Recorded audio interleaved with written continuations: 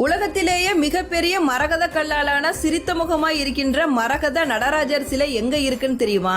திரு உத்தரகோசமங்கை கோவில்ல தான். சிவபெருமான் பார்வதி தேவி மட்டும் காணுமாறு முதல்ல நடனமாடியது உத்தரகோசமங்கையில தான்.